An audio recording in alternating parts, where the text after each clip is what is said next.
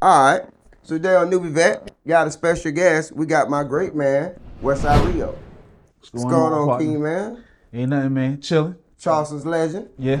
So, man, how's everything been going for you? Hey, man. Life so far so good. Enjoying it. Having a good time. Trying to get on through. Facts, man. So yeah, you came down to Augusta last night and enjoyed the Yeah. My boy, my man, Mugger Man, and another partner of his. I'm sorry, I don't know his name. Yeah, I just met him last night too. Yeah, but they had a showcase, Charleston versus Augusta. Yeah. Trying to network, get the Carolinas with this Georgia network going on, and just came through to get some content and just support the movement overall. What's up, man. Okay. All right, so man, let's start from the beginning, man. So Westside Rio, man, like where you originally from, and All right, so I was born down MUSC Hospital, raised in St. Stephen, but I really became a man in Summerville. So when people ask me where I'm from, I tell them I'm from Summerville, South Carolina, because that's where I spent most of my adolescent years and just learning how to be a man. Okay, cool. So basically between Summerville and all that whole area. Yeah, because Charleston ain't but so damn big, and the 843 we could really call it the Tri-County. So the majority of my 1 to 10, I was in Berkeley County, Moncks Corner, St. Stephen, and then from 10 to 17, Dorchester County, Somerville, and then after that, Life, college. Right. Yeah, okay. Columbia, shit. I even lived in Columbus, Georgia for my senior year. So I done touch a little bit of. You've been everywhere. Yeah, as far as this map go, hell. I got summers in Warner Robins, so I done play in that area too. Just a little bit of everything. Just a little bit of everything. So when they call Charleston a tri area, like what's all considered Charleston that way? Okay, so you got the Tri-County area: Berkeley County, Dorchester County, Berkeley, Dorchester, and Charleston County. Right. So that's the main city of Charleston. Then you got North Charleston. Then you got the islands: James Island, Johns Island. You can even go down to Edisto, really. Then the country parts: Hollywood, Ravenel. Those are all the country suburb parts of Charleston. Then when you start breaking out into Mount Pleasant, that's a city, but that's kind of like Charleston because it's right next to each other. One thing about our city is that everything is right next to each other, about 30, 40 minutes ride from each place. And then Somerville and Moncks Corner, Goose Creek, those are suburb areas of North Charleston and Charleston. Yeah. So that's kind of how it breaks down. Kind of stopping St. Stephen's is kind of the ending line. And then you start going into Williamsburg County and all of that, the more inner parts of South Carolina. So what's the most expensive parts to stay at up there? Mount Pleasant, Daniel Island, downtown. Okay. Downtown now more because of gentrification. Mm. You know what I'm saying? The folks came in and started building it up, and they moved all the black people North Charleston, Moncks Corner, Goose Creek. Okay. So that's what's going on right now in the area. Okay. With all the Boeing, Mercedes, Volvo. Charleston Charleston is having a rejuvenation right now. From the 90s and early 2000s is totally different now, which is a good thing. I'm not saying that in a bad way. Right. Great thing. And that's what's happening. We booming right now. Booming. Facts. Okay. So how was school for you down there? Man, school was great school was great for me, but it's two parts of it. I had a temper, so it would moments would happen where fights and things like that. But overall, I enjoy going to class. I played sports, football, basketball. Okay. So to even play that, you got to have a 2.0 to participate. Mm-hmm. So I got them books done. If anything was to play sports. Socially, semi-popular, in the middle. Right. Not one of the more popular guys, but right. Stayed to myself and my friends, especially growing up in Haven Oaks. Being that we kind of could walk to school, if we ain't want to go, we just didn't go. So I did a lot of things in Haven Oaks with my friends, so pretty stuck to that area. Okay. That was So you ain't really think about going serious in sports and all the other stuff, right? It was a moment. I mean, football is my first love. So up until when I graduated, here's the long story short. I was getting in a lot of shit in Somerville. Like I was fights, and I'ma say this, and I want people to be more nuanced when I say it, but this is a 16-year-old, how a 16-year-old was feeling in 1999. I felt like it was a lot of racism going on in Somerville. I didn't feel comfortable because I started feeling like I was being discriminated against. Some of the situations that I had got blew up. The only thing that I can pin it on is that I was a black male and I intimidated them white folks. And there was an opportunity for me to move with my father in Columbus, Georgia, and go to Carver High School. And Carver High School is a predominantly black school. So that really intrigued me. Right. And hindsight, it was a bad move when it comes to football, because at Somerville, I was beginning to get recruitment letters and things and all of that stuff in my junior year. So I needed to stay in Somerville and complete my senior year so that I could go through the process. But by me leaving and going to Columbus, it messed things up. It interrupted that. And then when I got to Columbus, me playing on their team was a process because of the high school rules in South Carolina different from Georgia. So they had to get me processed through that situation. So I didn't get to play for Carver until it was like 5 games left in the season. So and it was real. Carver's rival, well, not even really a rival, at the time was a school out of Warner Robins.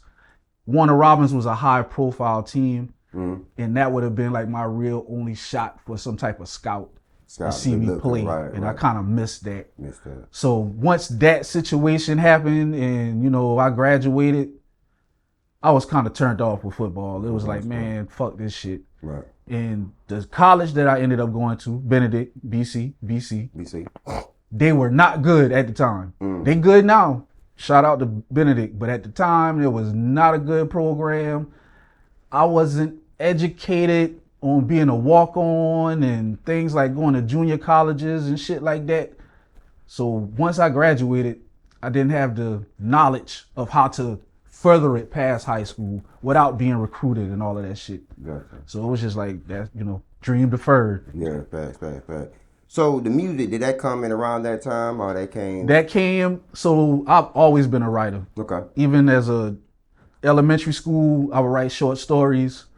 My teachers, real good in English. So like I'm in 4th grade. My 4th grade teachers would have me go read to the 3rd grade class. Things like that. Writing stories. And then around middle school, I moved to Francisville and I met Terrell Sharper. And Terrell was already rapping. So I'm watching Terrell and his brother Clifton freestyle against each other. I'm just watching in awe. And then I would go back to my house and just write my raps down in my notebook. And then eventually Terrell got it out of me to start freestyling and rapping with them boy. I probably sucked. More than likely I sucked, but that's where it started. Right. Francisville with old Sharp. And then it progressed. High school. Got a shout out. Got to give props where props is due. Got to shout out 7 Signs, Cliff, Paulo, LeVar, and there's a couple more of them guys. They was like the first rap group that I personally saw, that had a deal and was doing shows and traveling and shit.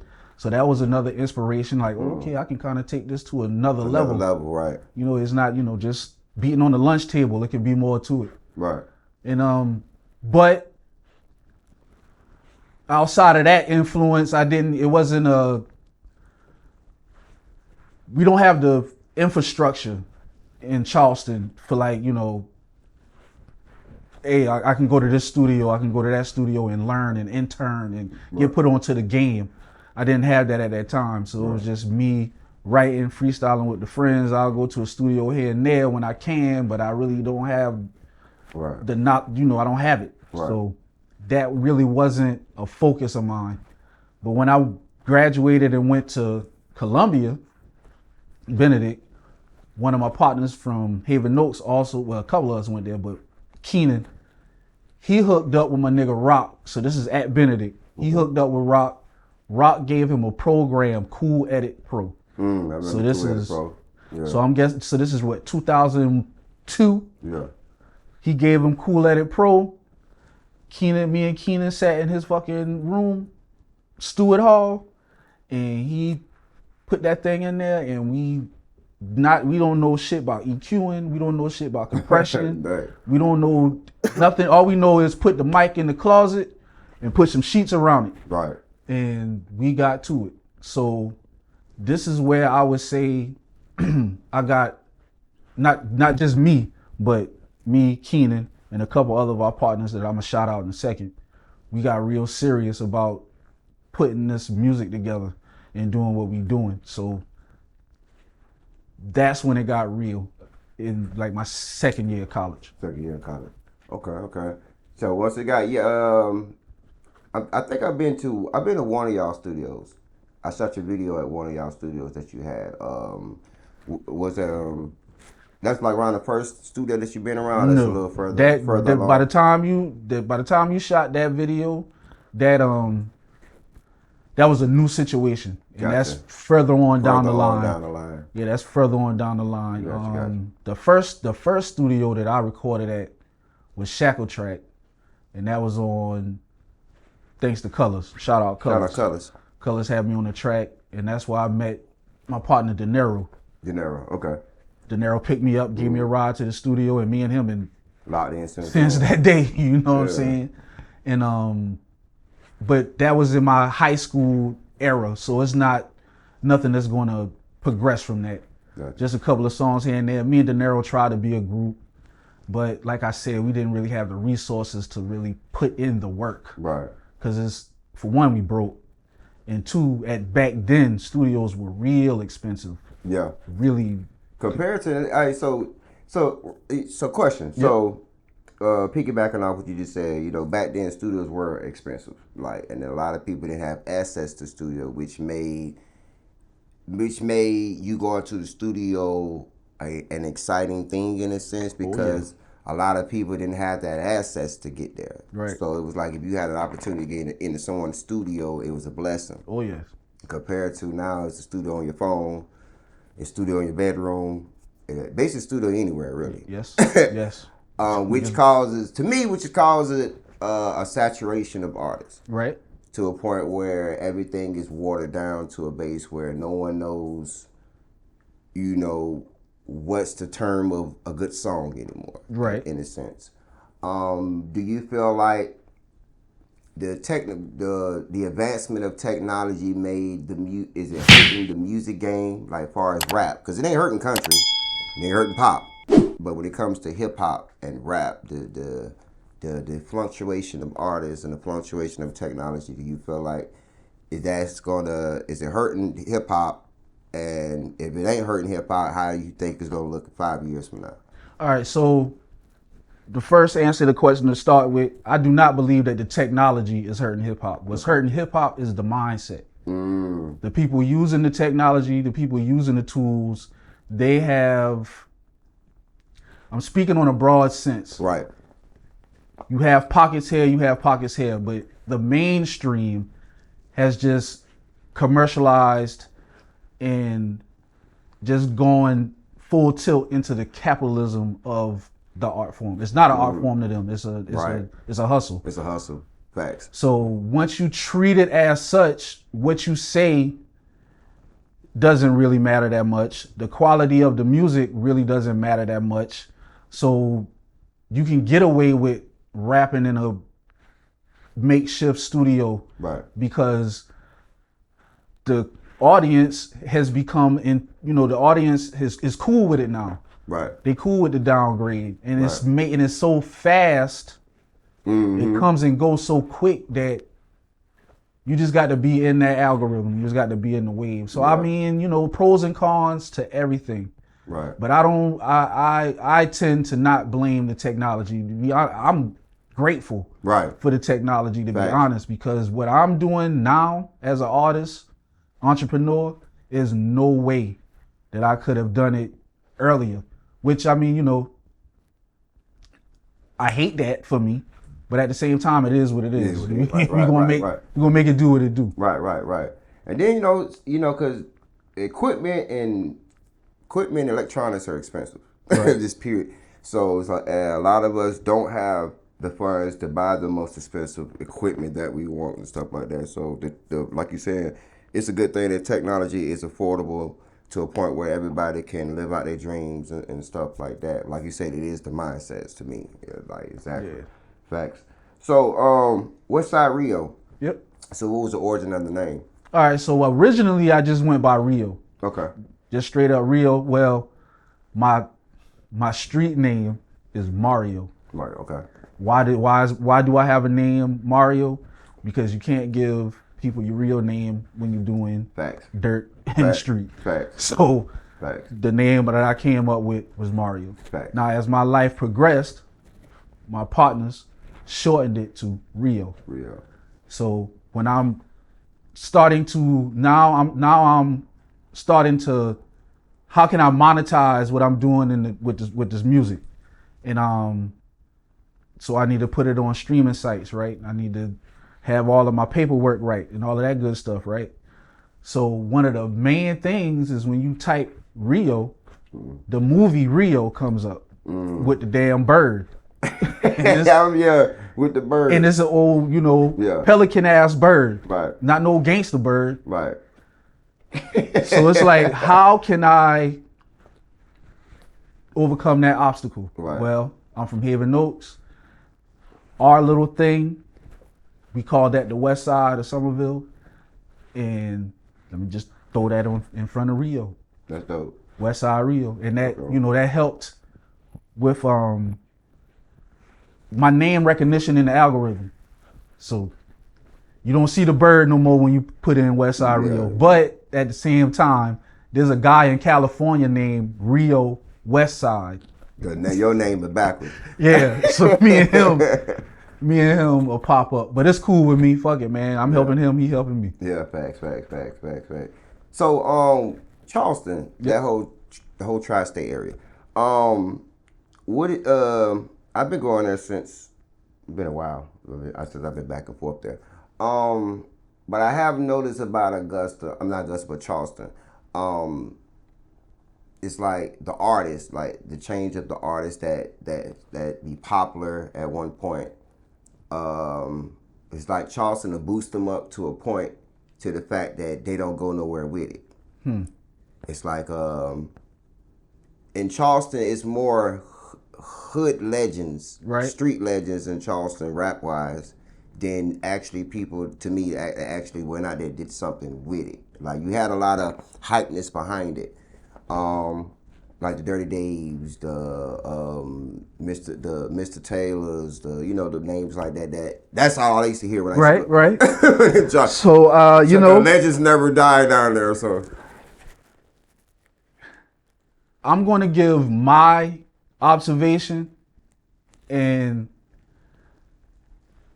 to be honest, bro, a lot of the heavy hitters in the city caught cases. A lot of the people that you would think was going to take it to the next level. I don't know a lot of these people personally for me to be speaking on their personal lives. But it's just me on the sideline as a fan of Charleston music, as a Charleston native. Facts. A lot of the people that was going to take it to the next level, them niggas caught fed cases, man. And the thing about entertainment is that once you got that momentum, you better keep it going. Because once that bitch stops, it stops. It's very few are able to overcome that shit. To bounce back from it. Niggas like Gucci Man who went to jail back and forth, that's an anomaly. Anomaly. It doesn't happen. It does not happen. Right. So once them T.I.'s another one. T.I. another one. Once them boy back home caught them cases, it kind of Slow the momentum down. it slowed the momentum down overall for Right. the majority. Now it's still a few that's still Right. keeping it going and moving and grooving. But you're right though. That's like you're right because like it slows the momentum down like a Young Thug. It takes the money. It takes the money. It takes the federal government, the state government. They gonna take your money. Like that's what it's all about. Right. This is America, baby, and you out here. They gonna let you hustle. They gonna let you get it in. You gonna be the biggest in the world. Right. And then one time they get you, they gonna take it all. Right. And for our guys, they just wasn't able to cross over before that happened. And that's kind of, Right. that's the risk you take. Right. Facts. And life come with risks. If you wanna be the man, you got to do something. Right. And if you don't have it, if ain't nobody giving it to you, if you're not inheriting it, you got to get it some way. So yeah. So my only thing when it comes to our music, when it comes to like hip hop, and I hate that when it comes to you making music, you have to have some artists, majority artists, with some artists, you have to have this street code thing from the streets, right. Which doesn't make any fucking sense to me at all because, like, the streets done really got deeper into the industry, which causing the destruction of hip hop to me. Because, you had NWA and all the other stuff back then, but, most of they had diss records and stuff, of course. You still had street activities on the record. Right. But a lot of that was just images and portraying this and, Dr. Dre wasn't really a gangster. Right. You know what I'm saying? Eazy-E was the gangster in the group. Ice Cube wasn't a gangster. Right. So compared to now where it's like every artist, you have to live what you say or you're phony. Right. People not rocking with your music no more. That's the only thing that I kind of hated about the hip hop code, far as for you to be accepted by the African blacks, whatever, you have to have some type of street credit. Right. What you say about that? So the street has always been a part of this thing, hip hop. That's true. I mean, Sugar Hill Gang. Born in the streets. Yeah, the finances come from illicit activities in the street. Right. Those guys in the 70s and 80s, those were our financiers. So that element has always been part of the game. But they have always been able to keep business and keep what you do in the street in the streets. The OGs would tell the people that's going to be the rappers, listen, you are the rapper, we're the gangsters, we're going to support you and hold you down. You go out there and you make it happen for us.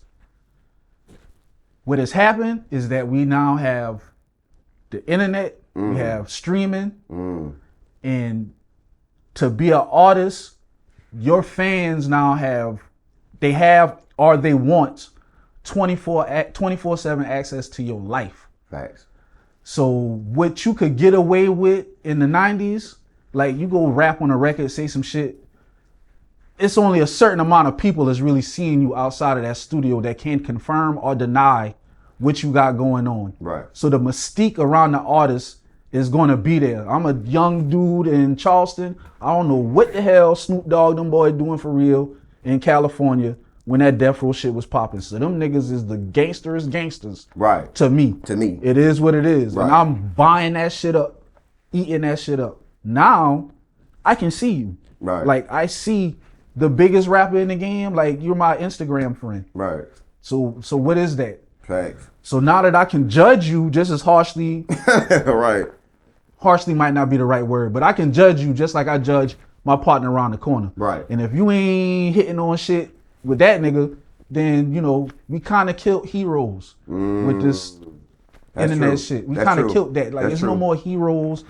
Even when I was kind of on a tangent, I was just talking to my wife about, like, it's no more movie stars. Yeah. Like, the last movie stars, Denzel, Will, and like these were movie stars when I was in high school. Who's going to be the next generation big thing? I mean, only way, yeah. You don't. You're right, man. It's like it's everything is really Too much access, man. yeah. For Too much. that, Yeah. the celebrity is dying. Mm-hmm. Is that a good thing? Is that a bad thing? I don't know. We'll see. Yeah, and it's like cause these days now the term celebrity is a different term to me. Cause it's like back then it was like celebrities were people that had some form of talent that was undeniable to me. Larger than life. Larger than life. But now it's like celebrities can be, you could just be online and get popular for a meme. Yeah. By accident. You're not intended to do anything. Somebody filmed you and it went online and you got famous and now you known for this and you're a celebrity. And you getting booked for shows. You getting booked for shows. To be a host, you know, you getting a bag and you running it up. Now you're a host. Like it's crazy, man. So that's my only stench about the way the celebrity term is now. Like a lot of terms ain't the same no more than what we grew up, you know, believing and saying and going by. So definitely different meanings. Different meanings, man. Totally different meanings. So when it comes to Charleston, man, how come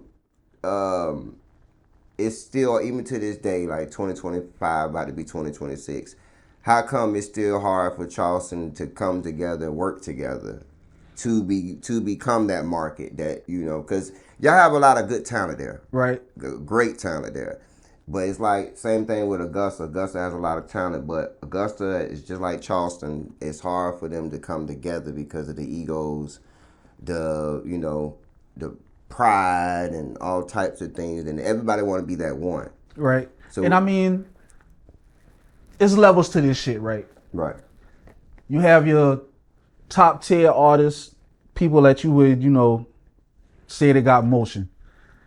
They might tell you that they is working together. You know what I'm saying? Like Trap Dickie, he has songs with Long Money Phil. Right. You know, things like that. So people on that level, they might tell you that they are working together and that they are doing the things that need to be done. Right. It's the niggas.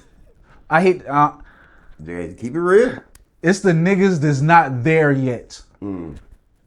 Those are the ones that's having this conflict. And I think it all boils down to personality, personally. Right. That's what I think too, personality. Because it not cutting y'all, because it be the talented ones that's so dope, but their personalities is ass. Yeah. Like terrible people. Or they don't want to invest into themselves like that. They want other people to do it for them. They just got the talent. Right. And then the talentless ones are the ones that invest into themselves and put in the work. Yeah, but it still don't be hidden. So that be the catch. That's the catch on that one.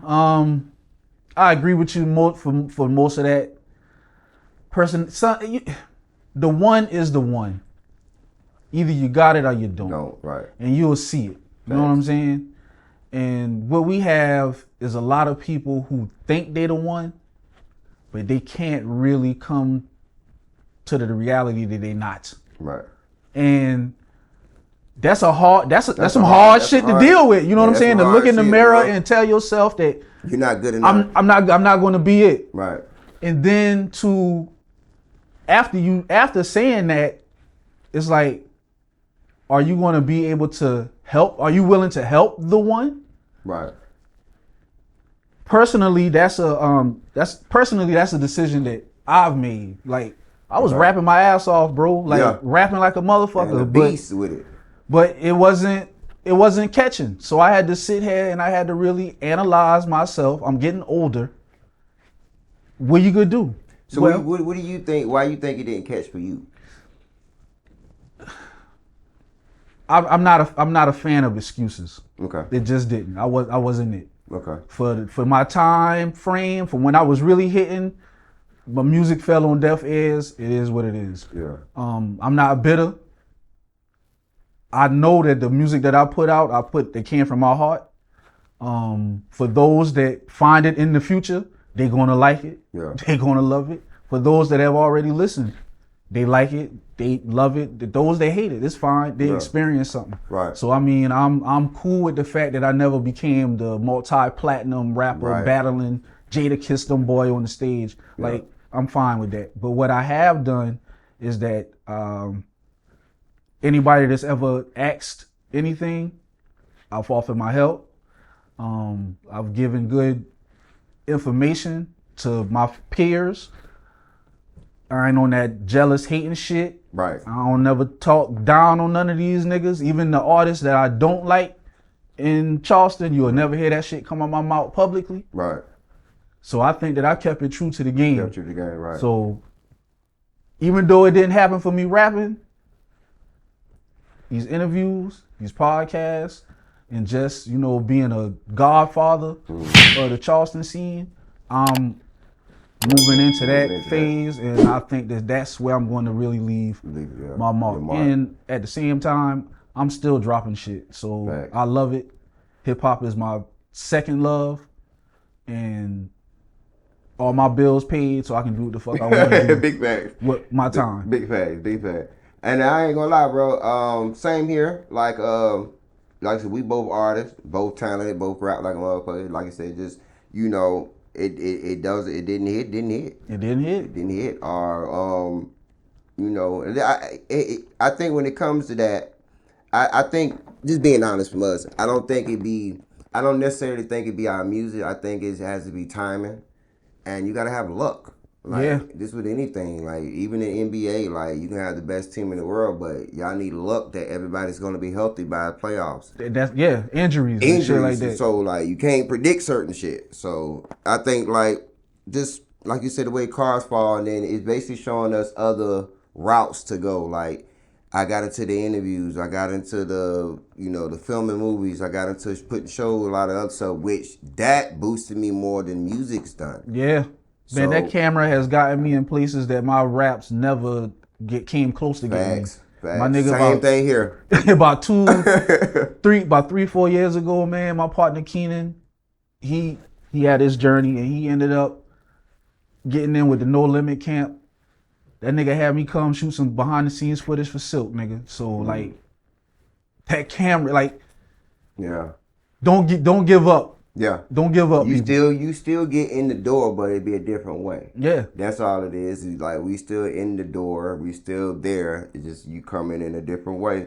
And like I think my position is a whole lot stronger than I would have ever been as an artist. Cause like a lot of artists don't understand, it's cool to be an artist. Don't get me wrong. Right. Music is always gonna be my number one. But when it comes to hip hop, a lot of people don't respect rappers. Right. You know, a lot of people laugh and joke at rappers, you know. And that's kind of our fault, but go ahead. Facts. Yeah. So, which is all our fault. Yeah, all our fault. It is. But could we put an age limit on everything? Age limit and the subject matter. We don't allow our artists to grow. Facts. We don't allow the subject matter to grow. Like, oh my God, Andre 3000 pissed me the fuck off when that nigga said that I don't have nothing to rap about. So you basically verifying that it's a certain cap limit. That's when he pissed me off when he said that too. Yeah, like nigga, what are you kidding? It is so much to talk about for you to talk about, especially someone like you, because that's the gift that nature gave you to articulate the human experience. Right. I'm 40-something years old, nigga. I don't know his exact age, but I know he late 40s, early 50s. Yeah. School me to what I'm about to be fucking going through. Yeah, and to like talk about 40s and put me on game to what I'm about to experience. You know what I'm saying? That's what I would want for hip hop. Somebody said before in an interview I was watching, I cannot remember the artist's name.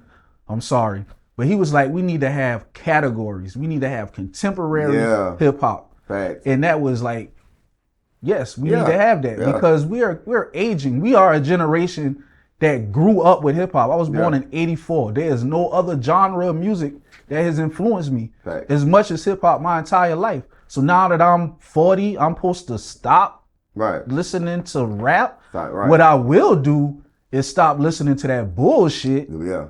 Like y'all niggas up here just I don't know what the Same fuck here, y'all same talking here. about. Talking about random I shit. will not listen to that shit. Right. But I will. That's why they always call us old heads, because we're going to revert back to the good shit that Right. we grew up with. Right. Now, if y'all young niggas give me some shit to listen to, I'm gonna listen to Facts. it because I love this. I love hip hop, and is having children now. Well, they almost grown. Ain't no almost. They grown. Right. In a transition. Right. Watching them and listening to them, and it's like ain't shit y'all doing new to me or scares me. Right.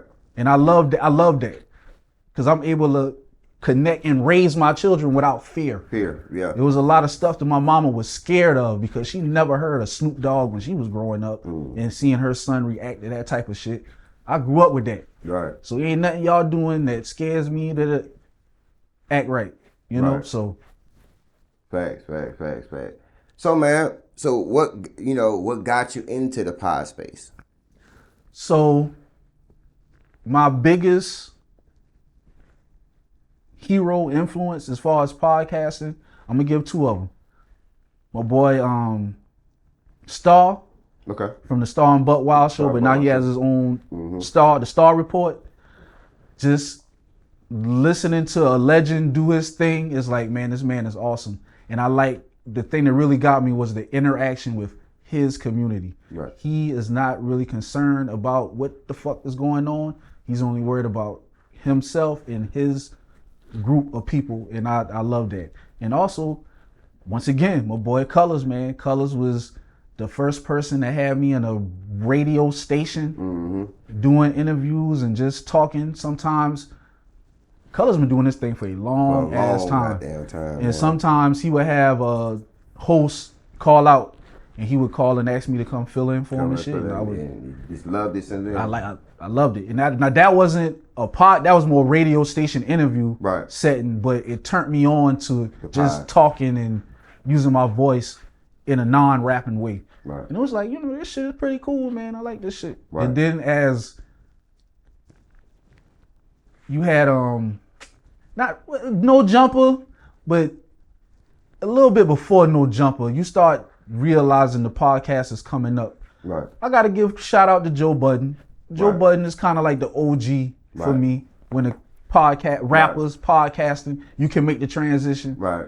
So it was like, all right. And then the pandemic hit, and you really, two things: pandemic, ain't shit to do, and my wife bought me a shed. My wife bought a shed, and it's like, do something with it.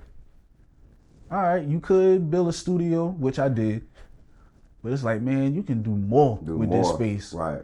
And it's like, podcast. Right. Yeah. And that's with me. It started with me and my partner Kai, just in my shed, man, talking shit, and kept going. And then the Silk the Shocker shit happened, and that really lit a fire in my ass. Like, all right, Playboy, this is your lane now. This is how you gonna make your move. Yeah. Gotcha. That's dope, man. That's dope, man. And you just been doing your thing on it ever since, man. Ever since. That's it. That's what's up, man. Rocking and rolling. Just rocking and rolling. So people been asking you to try to get back into the music, do some songs. People been trying to get. I mean, my group of friends always, hey Rio, you working on something? And I am. I'm always working on something. Right. I'm gonna drop a project soon. I'm gonna put something out. Just for the love of it. I love it, and I mean, Facts. I'm a hustler, baby. Like, if I get $1 1,000 times, it's still $1,000. You know what I'm saying? So I don't give a fuck if I put the shit out and I only make but so much. If I keep the process, it's still something, and all the money adds up. Like, it all goes to the same pot. And then we living in the media world now. It's all content. It's all content. So it's all about old. That's why I was telling a lot of my artists, your old music is new content. No one's never heard this stuff. Listen, man, people underestimate the value of a track, dog. That is an asset. It is not a liability. It does not depreciate in value. It only appreciates. Yep. Facts. You make a song in 1999, in 2030, that shit can pop and take change off your life and your family life. Facts. It's all about ownership. Facts. Like, you have to own your shit as much as you can. Facts. As much of it as you can, own that motherfucker, man. Big and facts. Don't give it away for cheap because it is valuable. That's why, and that's so facts, bro. It's always been like that, but it's like the internet teaches us that more. So we understand it more by, you know, you get monetizations on your social media accounts, whatever, you understand the more of the analytics and things like that. But for those that want to know. Those that want to know and want to advance. But yeah, you right on that, brother. Yeah, you right. Yeah, man. And I mean, that's why you can't really say that the game is shit. Right. Because you at a point now where you can own everything if you want. Right. If you're an artist, like Turk came to mind in this conversation. He just came to my mind. You're an artist like Turk, somebody that had at one point in time some national fame with the Hot Boys. Mm-hmm. Right now, you are in a position where you owning everything. You eating. Right. That nigga eating. Right. He eating because he's able to. His marketing and promotion comes from what he does on the social media. Right. And he owns all of the music. Yeah. Right. Win-win, man. And that's the beauty of the game now. That's the beauty of it. Because you gotta own it, because like companies buy rights, and they buy your intellectual rights and everything, or your properties and all that, which is, like you say, it's your content. Right. You know, like T-Pain made $100 million off his music catalog. Yes, sir. You know what I'm saying? He would never own the music again, you know. Would you have done that? Maybe not all of it, but definitely some of it. Some of it, yeah. The reasons that I've heard from these guys when I've watched their interviews and stuff like that, they break it down as to they would never make that amount of money in their lifetime. Yeah, that would it, yeah. Doing whatever. It don't matter whatever, they would never make that amount of money. And I can't knock that. Can't knock that, yeah. Can't knock that. And then when you talking about the numbers that these niggas is talking, man, they talking 100 million. I think Future did something for 60 million. Yeah. Like, Future was up there. Come on, bro. Like, yeah. Do that. Do that. But if you just giving it away for nothing, I would advise against that. Right. Yeah. It got to at least be worth it. It got to make it make sense for you and your family. Right. Another nigga's opinion doesn't fucking matter, but you don't want to have your family hurting. You don't want to have yourself hurting, because one thing is for sure, if you wake up in the morning, you're going to get old, and that's what that is for. Right. You don't want to. One of the worst things in America, bro, is to be old and poor. You in a bad situation. You are 100% dependent upon family members that, for the most part, don't know what the fuck they doing themselves. And they just trying because they love you. Right. But that ain't what you want. You want to be able to have professional care when you get in that age, and that means you got to take care of yourself when you're younger. Right. And when you're making decisions about selling your catalogs, and those are the type of things that you need to be thinking about. Be thinking about, yeah, because you never know. You might have a situation where they come and take half your money, you know, for lawsuit. Like we've seen that with Club Shay Shay. Yeah. So we've seen people get, you know, a lawsuit can change dramatically. Everything. You know, unless you Puff Daddy, you know, you can take a couple lawsuits, still be 300 million. You know why? Because he owns. He's on. That's exactly. He owns the shit. Yeah, he owns. He scammed a lot of motherfuckers to get it. Shit, but he scammed it. That was his. That he knew. Yeah, and they didn't know. So what you think about that Diddy situation, man? Overall, okay, so you have two parts to that shit. That nigga ain't shit for beating up motherfuckers. You know, domestic violence. Like, all right, let me tone it down a little bit. When I say he ain't shit, that's not right.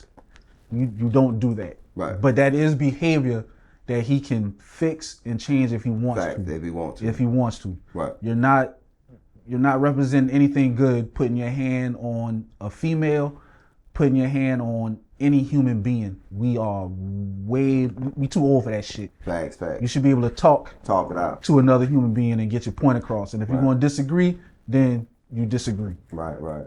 Now, Diddy is a victim of the shit that he created. He's always been the center of attention. Right. He's always wanted to be the motherfucker on the pedestal. Right. So now that you done got on the wrong side of the game, all of this is what comes with it, Playboy. Right. You're going to get the documentaries. Right. You're going to get the social medias. You're going to get all of that. So now he just has to eat it. Right. I don't give a fuck about his sexuality. Yeah, I don't give a damn about all that. I mean, there was already rumors like that back then anyway. Yeah, no one cares. So, you know, the federal case that was brought against him, he had to have pissed somebody off somewhere, or, you know, we are still in the aftermath of the Me Too movement. Facts. That was a female prosecutor. And once you have that Cassie video come out, any district attorney is going to be enraged by seeing that, and they're going to do whatever they can to get you out of there, to punish you for that. Right. I just believe that they were a little overzealous with the counts that they were giving him. If they would have just stuck to domestic violence, you know what I'm saying, that in that realm, his ass would have been locked up a little bit longer. But y'all have other stuff. Yeah, they gave him a break with that overcharging, because a lot of that was some bull. It was just extra shit. It's like they built it up like you was going to have so much revelations through the case, and this person, that person, and then when it was only like 4 or 5 witnesses of old stuff that we had, and the people that were testifying against him already had civil lawsuits that's been settled. That it shouldn't play a part in it, but it does. It's like, but you just got however much millions for this. Right. You're liable to say anything. Facts. That's how I think. That's how I would think as a juror. You just got so much, you're liable to say anything right now. So Diddy is he's a victim of the system we created, man. But he created his own hell. Right. So I can't really feel too much sympathy. I hate that, man. I mean, I hate I don't know. 20 years ago, 10, 15 years ago, you know, when a lot of them was out, you'll never sit back and think a lot of their careers be like falling down the way a lot of these, you know, greats that we grew up. Especially Puff Daddy, for me. Yeah, Puff Daddy for me. Puff and 50. I mean, 50, I'm happy for 50. He's escalating. Oh, yes. But I don't like how... I don't like that documentary. I don't like the documentary of 50. I don't like that. I don't like it on the strength of, if it's a documentary, let it be one, but not from you. Right. I love a good documentary. But not from 50. My favorite documentaries, they give both sides of the story. Exactly. Even not just one side. Yeah, even if the nigga is a dirt bag, they give at least 2 or 3 friends of the nigga to say something nice about the nigga. I seen a David Ruffin interview, and you had a good side and the bad side. Yeah. It wasn't all bad. And I think 50 they had an opportunity to do this with the Diddy documentary, but he deliberately didn't do that. Yeah. Whoever edited that shit, hit piece. Like it was a hit piece. Yeah. And Diddy is a troll. Not Diddy. 50 is a troll. He's a petty nigga like that. Yeah. So which is crazy. Which I feel like, you know, he shouldn't. You know, you can do what you want to do, but I just felt like that was kind of a poor play. That was wild for me. It was wild, bro. It's like, I mean, 50, you just look at the history of G Unit, Streets. Yeah. You known for having the credit, you got the whole 9, and just to see how you go into the corporate world and you just moving so corporate now to a point where you gotta get your bag. You gotta get your bag. But this is. But there's ways to get it, bro. Over 50's career, me being a fan, this is the first time that I've seen 50 do some shit that I was like, what the fuck? That's what I'm on, bro. I'm like, hey, what? No, the other trolling shit, Ja Rule and all that, that's funny. That's entertainment. But this right here, I'm like, this too far. Like, this too far. I was kind of cringy with this one because and then I'm seeing the Good Morning America interviews, and I'm like, this 50. Yeah. I get it, but I don't get it. I mean, I'm pretty sure that he's showing the powers that be that he's willing to sacrifice one of his own for his agenda. and that is going to play well for him in the future. And yeah, that's true. That just going back there. I just hate the way all our, like I said, everybody we grew up, they just not bowing out gracefully. Yeah, everybody's falling out bad. Like every artist, Lil Wayne, everybody. It's like everybody just, their names are just getting tarnished. And like you were saying, man, like a lot of our heroes are just dying out. Like you said, man, celebrities are dying. You take a chance, man. You take a chance in this game when you talk a lot. Because it gives more opportunities for you to say some shit that'll turn off your listeners. Right. When you're just rapping, when you're just a rapper, there's only a certain amount of times that people hear what you say, and it's in a very controlled environment. Right. You take your time when you writing your verse.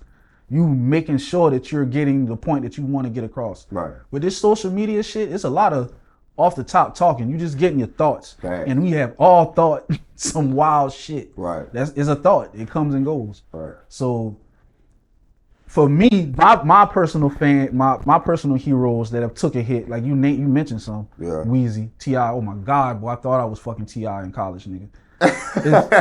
It's just too much exposure, man. Yeah, too much talking. It's too much being out there, and then because like I said, it's the internet. The internet makes it where you got to do this to make some sales, to get some tickets, to sell an album. You got to be seen. So by being seen leaves you exposed. Yes. To a lot of stuff. And eventually it's gonna bite you in the ass, man. Yeah. It's going to happen. Shit. Yeah, Rick Ross. Oh my God. You be so dope. God. That you eventually turn into a meme. It's like the shit that I like about you become the comical meme, shit. Right. That's crazy. And it is like the impact of it is like it loses its aura. Yeah. A lot of it loses its aura because I'm like, I listen to a Rick Ross album, say like we just listened to Maybach music album, classic album. Yes, sir. And then you get on Instagram, you see the antics, you be like, what the fuck, bro? It hurts. This ain't Maybach movements. Like, yeah, what's going on? It hurts. It's crazy, man.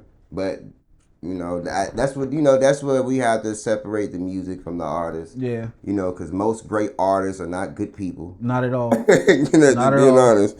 So yeah, man. I mean, there's a part of me that there's a part of me that wants it to go back to where I don't know shit about you guys, though. Exactly. I don't need to know. Need to know everything about you, bro. Let's be realistic. I'm never gonna meet you. Like I'm never gonna be around you in my personal life or anything that you do to have an effect on me. I just like your music. Right. And I don't mind supporting you because you give me something that gets me through my life. So I don't mind giving you $10 for a show ticket, a CD, or whatever the hell, a T-shirt, whatever. I don't mind it because you do give me something that adds value to my life. Right. But when you start doing that extra shit on the social media, I can't rock with you, and it hurts the brand. Yeah. So terribly. Just be wary of that, fellas. People out there that's in our domain. Yeah. It's a gift and a curse, man. Yeah, you gotta be careful what you post because you turn a lot of your fans off with that. 'Cause a lot of people like your music, but your personal stuff, like, oh, I can't support nobody like this. Yeah, man. And I mean, they tell you that, politics is one of the ones that kill you quick. Yeah, shit like that. For real. So, Real talk, man. Real talk. Man, yeah, man. So, yeah, before we slide off on NewbieVeT, man, appreciate you stepping out, man, coming out and having a conversation with you, man. No problem, bro. Before we slide off on NewbieVeT, man, how can they get in contact with you, man, for bookings, get on the pod, Definitely want you to, any artists out there that's listening, not just anything, cooks, cleaners, janitors, whoever the fuck got a story and they want to tell it. Black Dollars Media on YouTube, Runye Robinson, Facebook, Black Dollars Rio, Instagram. I'm on TikTok as Black Dollars Rio. Rio's Recipe 843@gmail.com. If you want to email me, man, holla at me. I'm really interested, intrigued. I want to help those that want to help themselves. This is a business, but I'm not I get money, man. I don't need y'all nigga money. Let's get the work done. You know what I'm saying? Let's get this work done. Holla at me and we'll work it out if you're serious about your craft. Right. So that's how you catch me. That's how you get in touch with me. Just holler at me when you see me in the street. Big fat. Any love you want to shout out? Yeah, man. Shout out my wife, Vet. She's a big support. Let me shout out my children, Mari, Nye, Junior, Chandler, family, Robinson clan back then, old St. Stephen, Somerville, my Haven Oaks people. We out there and about. We done got old, so we scattered around now. So shout out to them. And all those who love me, I love y'all too, man.